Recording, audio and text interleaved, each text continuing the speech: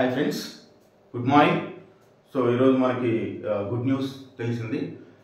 మన DSC exams అనేవి March 30వ తారీఖు నుండి స్టార్ట్ అవబోతున్నట్టు మనకి ఈనాడు కథనంలో ఉంది. ఒకసారి ఈనాడు పేపర్ చూడండి. అయితే ఎట్లా పెడుతున్నారంటే మార్చ్ 30 నుండి ఏప్రిల్ 3 వరకు ఎస్జిటి వాళ్ళకి ఎగ్జామ్స్ పెడుతున్నారు. ఓకే, మార్చ్ 30 నుండి ఏప్రిల్ 3 వరకు ఎస్జిటి వాళ్ళకి ఎగ్జామ్స్ పెడతారు. అవి వరుసగా పెట్టేసి ఫినిష్ చేస్తారు. అయితే ఇంగ్లీష్ ప్రొఫిషియన్సీ టెస్ట్ తర్వాత ఏప్రిల్ 7ని పెడతారు. అదేంటి మధ్యలో ఎంత గ్యాప్ ఎందుకు వచ్చిందంటే ఈ జేఈ మెయిన్స్కి సంబంధించినటువంటి ఎగ్జామ్స్ షెడ్యూల్ ఉంది కాబట్టి ఆ రోజు మధ్యలో గ్యాప్ ఉంది కాబట్టి ఏప్రిల్ 7th రోజు ఏం చేస్తారంటే ఇంగ్లీష్ ప్రొఫిషియన్సీ టెస్ట్ అందరికీ కలిపి ఒకటే లేదా 2 సెషన్స్లో వేరువేరుగా కండక్ట్ చేస్తారు. తర్వాత school assistant, TGT, PGT and principal పోస్టులకు సంబంధించి ఏప్రిల్ 13 నుండి ఏప్రిల్ 30 వరకు అంటే గ్యాప్ దొరికినప్పుడల్లా ఈ ఎగ్జామ్స్ అనేవి కండక్ట్ చేస్తుంటారు.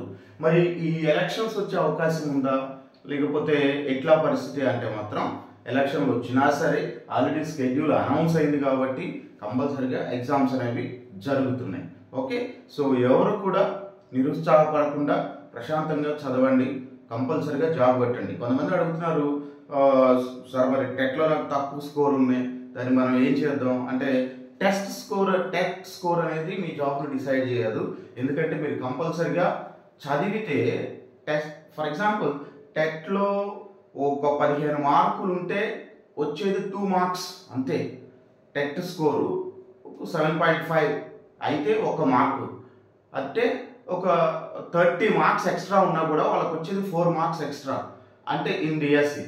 అదే మనం కొంచెం కష్టపడి చదివితే డిఎస్సిలో కంపల్సరీగా ఈజీగా ఒక 4-5 మార్క్స్ ఎక్స్ట్రా తెచ్చుకోగలిగామంటే పక్కాగా వస్తాయి అన్నమాట. టెట్ స్కోర్ మీద ఎవ్వరూ డిసప్పాయింట్ కావద్దు. ఒకవేళ తక్కువ ఉన్నా సరే ఆల్మోస్ట్ అందరికీ బాగానే వచ్చినాయి అని చెప్పేసి విన్నాము. ఓకే, అయినా కూడా మీరు ఎట్టి పరిస్థితుల్లోనూ డిసప్పాయింట్ కావద్దు. కంపల్సరీగా కొంచెం లిటిల్ ఎక్స్ట్రా కష్టపడితే జాబ్ వచ్చే ఛాన్స్ ఉంది. ఇంతకుముందు జరిగినటువంటి డిఎస్సిలో కూడా మనకి టెట్లో హైయెస్ట్ స్కోర్ ఉన్న వాళ్ళు చతికిల పడిన వాళ్ళు ఉన్నారు. అలాగే నేను వాళ్ళని అలా కించపరచట్లేదు. సో వీళ్ళ కోసం నేను కొంచెం మోటివేట్ చేస్తున్నాను అనమాట. మిగిలిన మన తక్కువ వచ్చిన వాళ్ళు బాధపడుతున్నారు కాబట్టి ఓకే, వాళ్ళకి ఎట్టి పరిస్థితుల్లోనూ బాధపడాల్సిన అవసరం లేదు. టెట్లో తక్కువ స్కోర్ వచ్చి 1985 అంటే బీసీ క్యాండిడేట్లు కానీ ఇట్లా 85, 90 ఆ రేంజ్లో ఉన్న వాళ్ళు కూడా పైగా జాబ్ చేశారు. ఓసీ క్యాండిడేట్లు కూడా 95, 100 ఉన్నా కూడా పక్కాగా ట్రై చేయొచ్చు. No problem at all. Job కొట్టాలనే కాన్ఫిడెన్స్ కనుక ఉంటే ఆటోమేటిక్గా మీకు జాబ్ వచ్చే ఛాన్స్ ఉంది. అంతేగాని డిసైడ్ అవ్వాల్సింది మనం. వాళ్ళెవరో మనల్ని డిసైడ్ చేయలేరు, వాళ్ళెవరు మార్క్స్ మనల్ని డిసైడ్ చేయరు. గుర్తుపెట్టుకోండి, మనం కనుక డిసైడ్ అయితే సో అది స్ట్రాంగ్గా డిసైడ్ అయ్యి కంపల్సరీగా జాబ్ కొట్టండి.